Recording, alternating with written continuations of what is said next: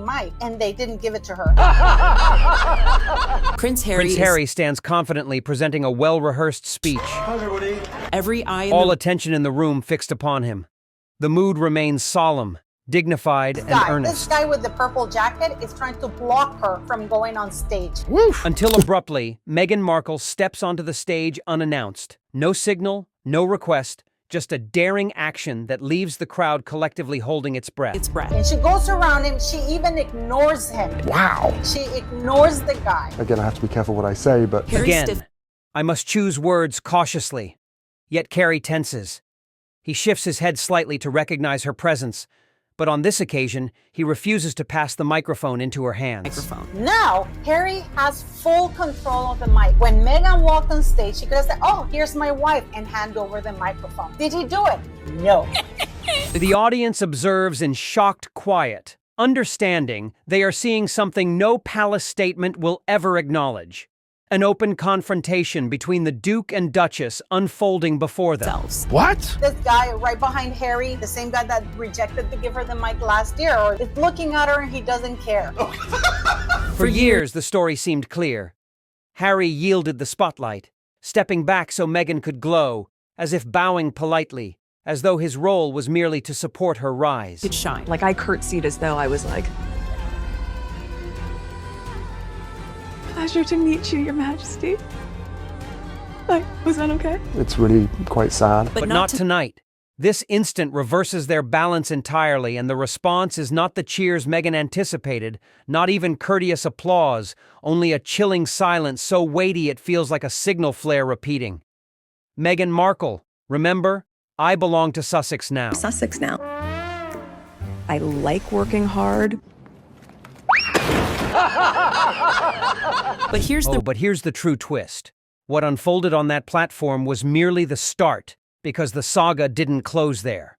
When Meghan exited, it sparked an explosion of disgrace, press distortion, and murmurs of treachery that trailed them well past the spotlight's dim. And if you believe that audiences' hush was merciless, just wait until you hear what sources reveal about the aftermath hidden in private rooms. Stay tuned, because what follows isn't only uncomfortable. It's the strongest signal yet that Harry and Meghan's polished image is beginning to fracture wide open. Insiders are revealing to me the true story of how Meghan Markle failed. Do you think Harry's refusal to hand Meghan the microphone showed him finally resisting? Share your thoughts below. Prince Harry was delivering a meticulously organized speech, his tone firm, his stance composed. Suddenly, without announcement, Meghan Markle entered. She advanced directly toward him with an air of certainty that demanded notice. Yet the audience didn't react with admiration. It froze in brief bewilderment. Even Harry seemed momentarily unsettled. His eyes narrowed faintly as the realization set in. Meghan touched his back, signaling her desire for center stage. In past moments, this same cue had always ended with Harry surrendering the microphone instantly. But not on this occasion. His grip hardened, his frame stiffened, and rather than yielding, he pressed forward speaking. That small denial, almost invisible unless carefully observed, struck like a bolt of electricity.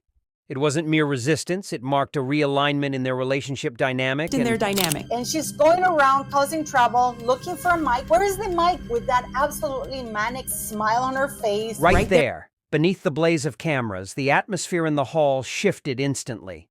What should have been a seamless, unified display suddenly turned uneasy, like witnessing a dispute play out silently before an audience.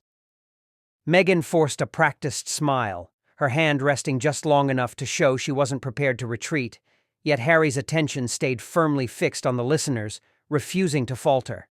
In that single exchange, everything felt altered. The equilibrium of influence had tilted, and those watching perceived it. The hall didn't break with cheers. There were no polite claps, no approving whispers, not even a nervous laugh.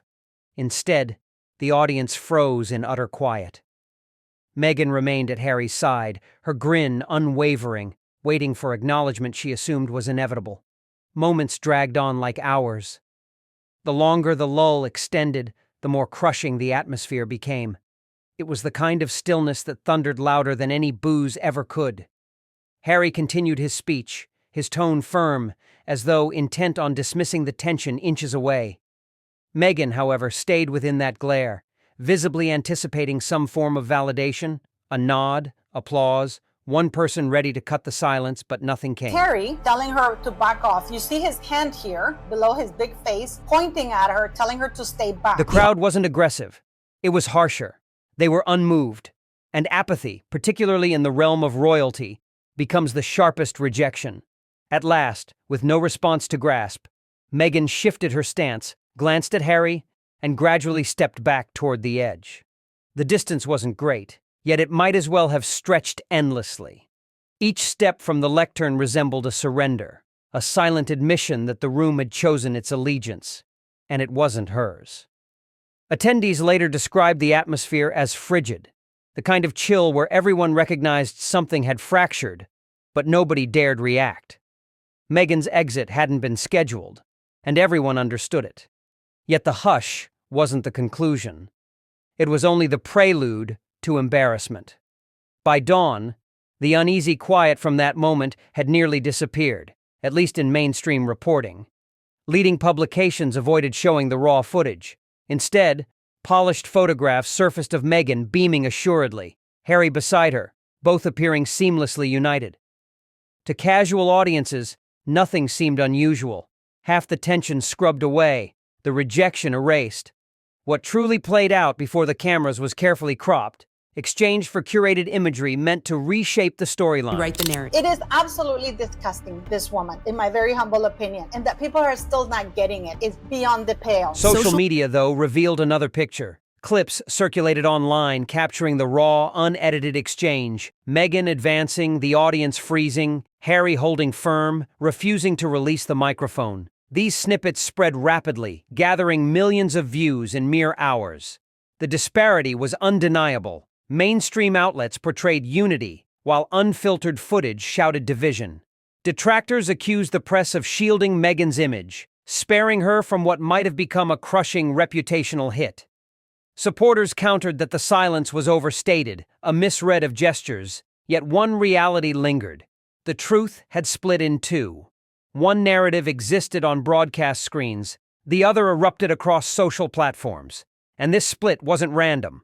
Royal reporting has always been tailored, but this time the edits didn't simply soften events, they flipped them. The question grew impossible to ignore. If this scene was rewritten, how many others have vanished from sight? Because the closer you examine, the clearer it becomes. This moment wasn't about one speech. It was about narrative control. Why do you believe the media erased Meghan's awkward stumble? An act of protection or deliberate concealment? Share your view. What unfolded on that stage wasn't merely an uncomfortable interruption, it was a glimpse into a deeper rupture. Here's what I would say about that. I think it's very important to shift this idea that play the opposite and make sure you can be taken seriously. My point in all of this is that no matter what you look like, you should be taken seriously. For years, Harry was portrayed as the husband who bent over backward to protect Meghan, stepping aside so she could take center stage. Yet in that moment, he drew a visible line before thousands, signaling something greater: resistance. That single denial hinted at a shift of power, not only within their marriage, but in how the public now views them. At the same time, Harry's royal identity adds fresh complexity.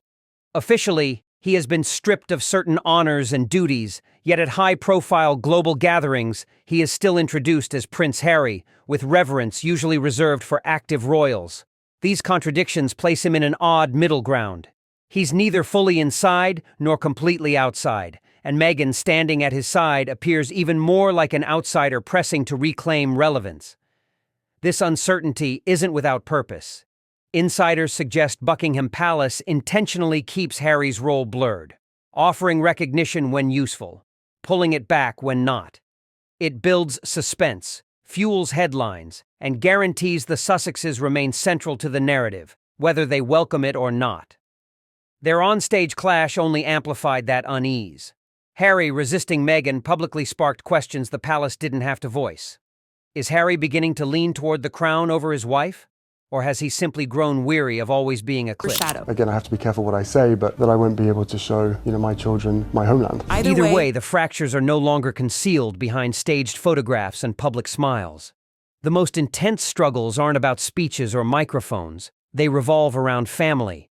Sources close to the couple suggest Harry deeply wants his children to experience elements of the tradition he grew up with. He has spoken of Eton, the prestigious British institution attended by generations of royals, picturing Archie walking the same corridors he once did. It's more than schooling. It's heritage, a link to the life he left behind. Meghan, however, reportedly has no desire to return their children to the UK. She favors raising them in California, far from the rigid royal sphere. Yet the disagreement isn't limited to location. Insiders hint that Meghan has blocked any conversations about British schooling entirely, unless, as one source claimed, certain concessions are offered, financial or otherwise. To some, it resembles less a discussion and more strategic leverage. This standoff has become emblematic of their marriage. Meghan seems to wield control over private family decisions, steering the household with certainty. Harry, previously willing to follow, is increasingly pushing back. Friends note his mounting frustration, quietly yearning for connections to his past while feeling stifled by Meghan's steadfast refusals. The irony, their children have become central figures in a broader contest between tradition and autonomy, loyalty and defiance. Harry and Meghan specifically told media at the time of Archie's birth that they didn't want to give him a title. What? Because they wanted him to live a life as normal as possible. Cut to Oprah Winfrey interview where Meghan sits down and accuses the palace of not giving her son a title because of his skin color. That was so damaging for the royal family at the time. But apparently for me, that doesn't matter. To some, that doesn't matter. And while the audience only noticed a microphone refusal, insiders insist the real struggle of power occurs far from public view. If Meghan's sudden stage appearance was audacious, what followed was harsh. Event coordinators quietly but unmistakably altered her placement. Meghan was kept out of the spotlight for the remainder of the evening. Instead of occupying her usual front and center position, she was escorted to a side seat, close enough to be visible, yet far enough to signal she wasn't in charge. There was no formal declaration, but the message was unmistakable. Her status had been diminished. The optics only amplified the effect. Observers remarked that her designer gown, meant to impress, appeared awkwardly tight under the unforgiving lights. Social media commentators highlighted her tense expression and stiff smile, while Harry circulated among guests. Meghan clapped at appropriate moments but seldom interacted with those around her. For a woman accustomed to commanding attention, the silence from the crowd and the deliberate distance from organizers landed as a quiet humiliation. Critics pounced on every nuance. The forced laughter, rigid posture, even the way her jewelry caught the lens seemed like echoes of former glamour rather than reality. Supporters framed it as a minor oversight, but witnesses knew differently. This was no accident. The shift was subtle, yet undeniably devastating. I truly believe that when he met Meghan, she whispered into his ear, a 36-year-old mature woman whispered into his ear, Harry, you and I could change the world. For the first time, Meghan wasn't merely overlooked. She was sidelined. And as the evening progressed, it became evident that the audience wasn't inclined to help her regain authority. Yet the palace, as always, pursued its own agenda. While Meghan grappled with the sting of being pushed aside, the palace executed a different game entirely. Conflicting headlines began appearing within hours. Some outlets portrayed Harry as a respected prince, accorded the same ceremonial reverence he received while living in the UK. Others reinforced the story of a man stripped of titles, denied royal privileges. This intentional ambiguity wasn't careless journalism, it was calculated. By keeping Harry's status unclear, the palace ensures ongoing speculation. Every public appearance turns into a guessing contest. Will he be acknowledged with honor or dismissed as an outsider? That uncertainty drives discussion, sells papers, and guarantees the Sussexes remain central to the royal narrative, whether welcomed or not. Meghan's role within this dynamic becomes both an advantage and a risk. She commands attention and generates global fascination, yet her divisive image ensures any misstep is magnified. Critics note that Buckingham Palace has refined this approach over time. Rather than fully sidelining the Sussexes, they keep them dangling on the periphery, visible enough to maintain interest, yet distant enough to limit real influence. It's a strategy previously employed with Sarah Ferguson, not fully embraced, yet never completely excluded. Cut off. Harry came from this very busy world of the royal family with lots to do. Even in his spare time, he could play polo and do whatever he wanted. He sat in Montecito, twiddling his thumbs, thinking, what do I do next? What is my role? Where is my work? For Meghan, this unclear status is a nightmare. Every public appearance is dissected, every rumor magnified. For Harry, it's a prison of uncertainty, neither fully released from his past nor fully embraced by it. Together, they are trapped in a cycle where the institution and media profit from their struggles while their public image deteriorates bit by bit. And if that weren't enough, the aftermath of the stage confrontation pushed their delicate dynamic into unpredictable, dangerous territory. Suddenly, what began as a routine speech became a public turning point. Meghan stepping onto that stage wasn't merely unexpected, it was revealing. The hush from the crowd, Harry's refusal to pass the microphone, and the way the media concealed the truth all uncovered something much larger, cracks no one was meant to witness. If this level of intensity plays out in front of cameras, imagine what occurs behind palace doors. The story is far from finished, and the next chapter promises even more shocking revelations. And if you think this was intense, wait until you learn what we uncovered about Meghan's concealed family twist that left Harry completely speechless. That revelation ties directly to what you've just seen, and believe me, you'll want the full story. Don't stop now. Watch the complete breakdown by clicking the next video on Star Spotlight, where royal events aren't just reported, they're exposed, because the crown conceals far more than it reveals.